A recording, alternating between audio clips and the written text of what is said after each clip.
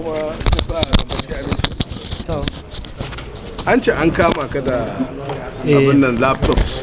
Ba wai ba. Na'urori kenan na abin nan. To ya aka yi sai ka bamu da labarin abin da ya faru. Bayan na fita na sai da mashi wannan. Na fita na sai da successfully sai da cike kawo da cike. Sai da shi ya ce da zama da ni sai da mai magana muka yi magana. Sai ya ce min da cewa waɗi tsakanina da Allah ni ne don an je an duba duka ko ina ba ga evidence ko guda ga jikina ba. Na sata abin. Sai na ce mai to tsakanina da shi na dai cuce shi. Sai na ga mai gaskiya sai ce min to ba masalatun na faɗi gaskiya mu zo shi na aka yi transfer zuwa state CID daga nan sai aka je aka ɗauko wanda na san ma.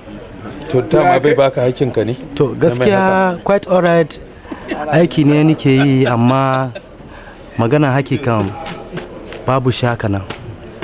Sai sa kawai na zauna sai na tunani da yana ne kawai sai na tunani sai ce to bari a yi a gama. Maimakon ka bar aikin sai kai mai zambacin da abinci.